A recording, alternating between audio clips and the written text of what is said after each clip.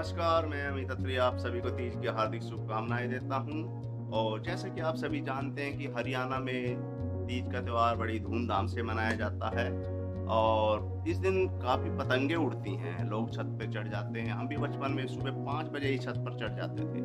हमको इंतज़ार रहता था कि कब अगला दिन आएगा, हम पतंगे उड़ाएँगे। तो उसी पर कुछ लाइन लिखी हैं काव्य रूप में, आप सभी के सामने पेश है, एन्जॉय कीजिए।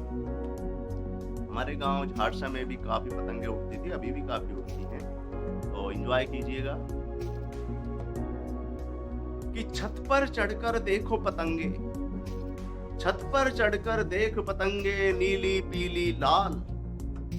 छत पर चढ़कर देख पतंगे नीली पीली लाल। यहाँ पर मैं पतंगों का जिक्र कर रहा हूँ, पतंगे देखने का, ना कि हवाई जहाज देखने का। हवाई जहाज तो हम रोज ही देखते हैं, तो पतंगे देखने का जिक्र है। कि छत पर चढ़कर देख पतंगे नीली पीली लाल। खुद की कटवाओ कभी औरों की काटो, कर दो आज कमाल। अरे कर दो आज कमाल भैया, खूब लड़ाओ पेच। खुद की घर कट जाए पतंग तो अपने मांझे को खींच। औकात में रहना ना जज्बात में बहना, औकात में रहना ना जज्बात में बहना। ये बात कहूंगा जरूर, मोम जानने वाली पतंग से भैया थोड़ा रहना दूर। मोम जानने वाली पतंग से मतलब है कि जो पन्नी की पतंग होती है, उसके साथ प्रॉब्लम क्या होती थी कि उससे पेच लड़ा दोगे, आपकी सारी चरखी खाली हो जाएगी, लेकिन वो ना कटेगी ना काटेगी। इसलिए कहा है कि उस पतंग से दूरी बना के रखे। कि औकात में रहना ना जज्बात में बहना, ये बात कहूंगा जरूर, मोम जानने वाली पतंग से भैया थोड़ा रहना दूर।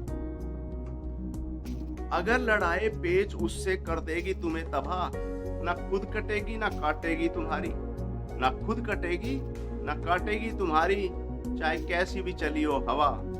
सारी चरखी खाली कर देगी, फिर बकोगे उसको गाली। कहोगे कहां से गले में पड़ गई, अरे ये मोम जानने वाली, ये पतंग मोम जानने वाली। फिर लुट पिट कर बैठ जाओगे तुम, पकड़ोगे अपना माथा। गरीब समझकर अटक न जाना, ये मोम जानने वाली की गाथा।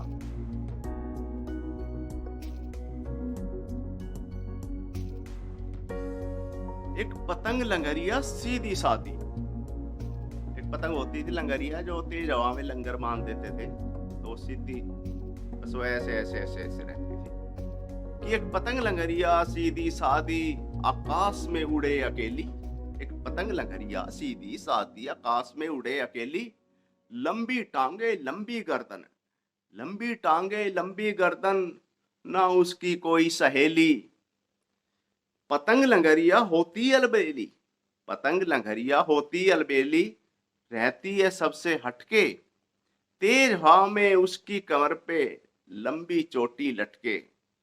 मत पड़ना चक्कर में इसके, मत पड़ना चक्कर में इसके, खा बैठोगे दिल पर चोट। अपने लंगर में उलझा के वो देगी जी को घोट।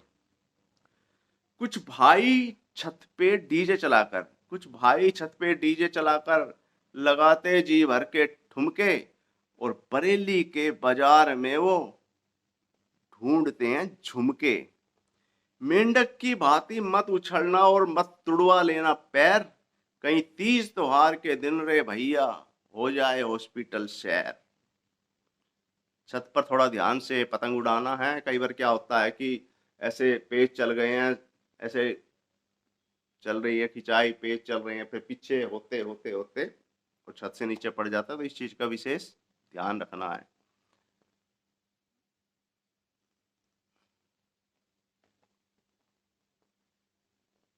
अंत में बताया है कि कईयों की नहीं उड़ती पतंगे। कई ऐसे होते हैं जिनको पतंग उड़ानी आती नहीं, वो खूब कोशिश करते हैं, सुबह से शाम तक लगे रहते हैं, उनकी पतंग ही उड़ के नहीं देती।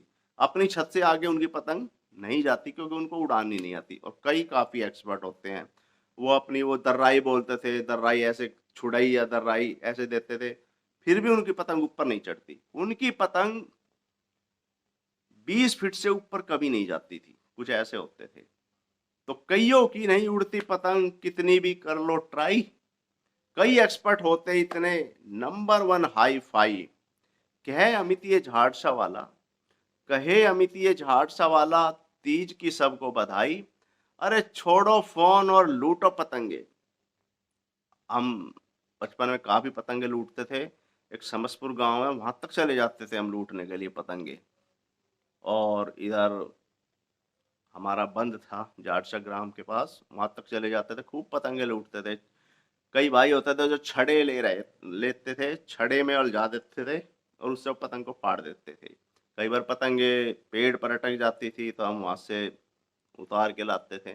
काफी मस्ती भरे दिन थे। तो कहे अमितीय झाड़सा वाला, तीज की सबको बधाई। अरे छोड़ो फोन और लूटो पतंगे।